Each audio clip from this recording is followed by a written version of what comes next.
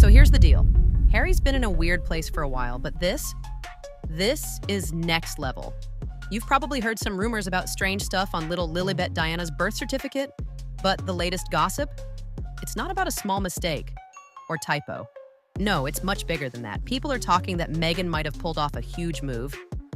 Apparently, Harry's real name is barely even on his own daughter's birth certificate.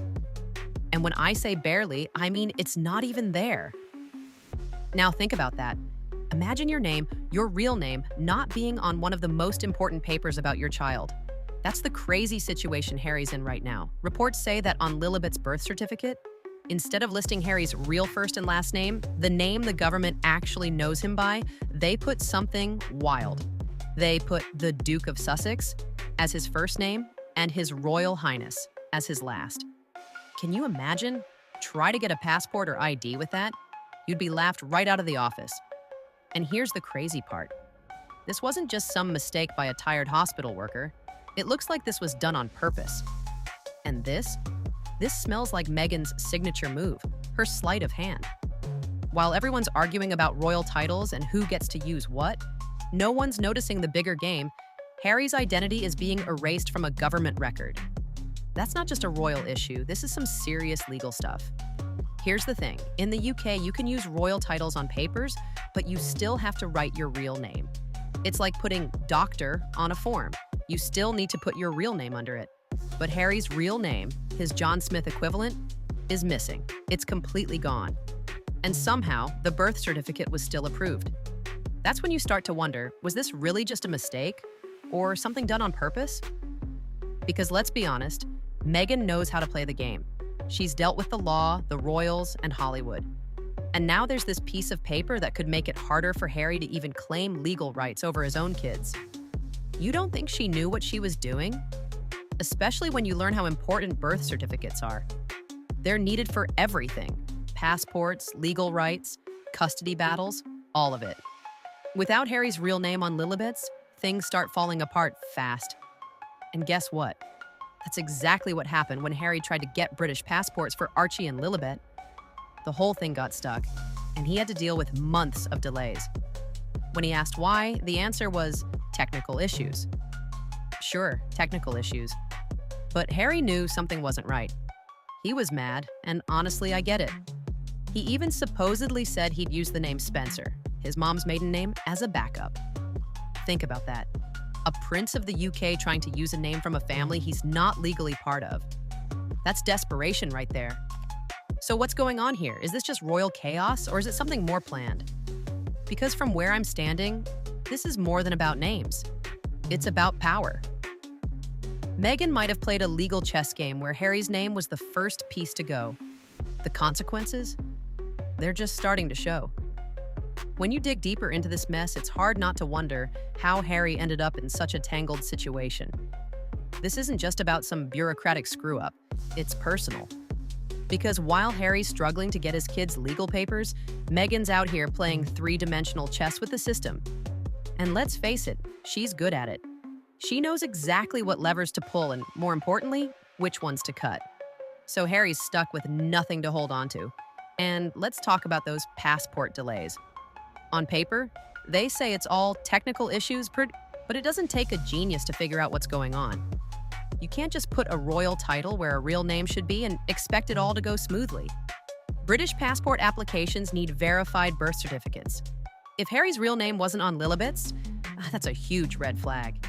No wonder they had to jump through hoops, send legal threats, and try to escalate the whole thing through an emergency service just to get the process moving again. But it gets worse. Harry didn't just want regular passports. He supposedly insisted on putting their royal titles, HRH and all that. That was enough to stop the process right in its tracks, especially since the royal family already said Harry and Meghan can't use those titles for public or business stuff. But Harry? He's clearly holding on to that last bit of royal identity, even if it means dragging his kids into the mess. There's a desperation in what he's doing. Reports say he even threatened to get all the internal info on the delays. That's not a guy who's just annoyed. That's a guy who feels like something's being hidden from him, and he wants proof. And that's when it hits you. Harry's realizing he's losing control. Meghan isn't just steering the ship, She might be the one who built it in the first place. And then there's the re-registration. If a birth certificate is missing a father's name, it can't just be ignored. They have to legally redo it. That's a whole process. Proving stuff, getting consent, and basically starting over on one of the most important papers in a child's life. So while everyone's focused on Meghan's HRH business cards, Harry's trying to make sure his name is legally tied to his own daughter.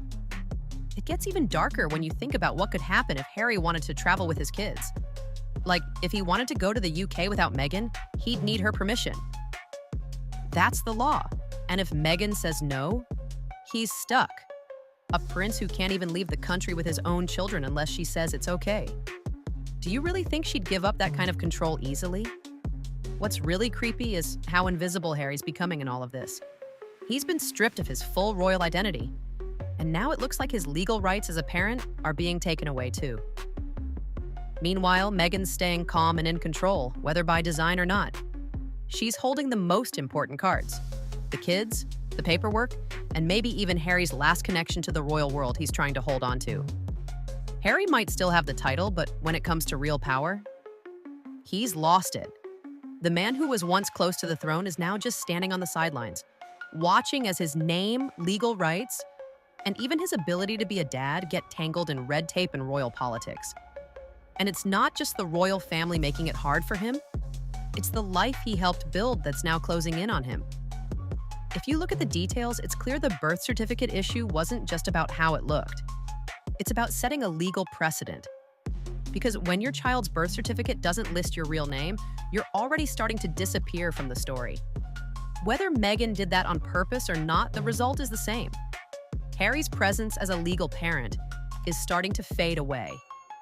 That matters a lot in things like legal battles, custody cases, or even when traveling internationally. Without a full name on the birth certificate, things can get really messy fast. Courts and governments don't care about titles.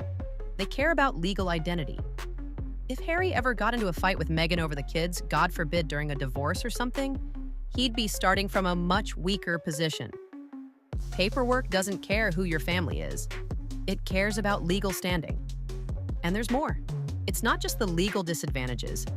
It's the message that gets sent when you're erased from something as important as a birth certificate. People see Harry still walking around with a royal title, but when it comes to the documents that really matter, like parenthood, travel, and inheritance, he's becoming more and more like a ghost. Meghan, though, has built a new system of power. One that's not tied to Buckingham Palace, but instead to strategic positioning, legal control, and a deep understanding of how things look. Take a look at the media. It's always focused on Meghan and Harry using royal titles for business or branding.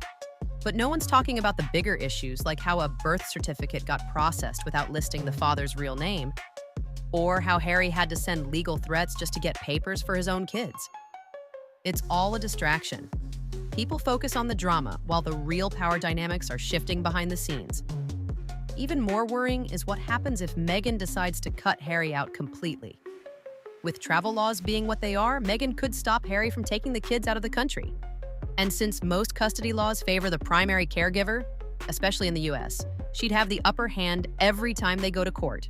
Every time Harry steps into a courtroom or tries to get a passport, the same question will be asked: where's your legal standing? And let's not forget the registration. If the birth certificate was wrong, someone had to go back and fix it. But by then, the damage was done. There were delays, trust was lost, and the story about Harry's disappearing act started to spread. This story, it's not about birth certificates or passports. It's about how easy it is for a prince to become a bystander in his own life. How someone who was once close to the throne is now struggling to get his name on paper. It's about how power doesn't need a crown to work. Sometimes all it takes is a pen, a form, and the foresight to know exactly which names to leave off.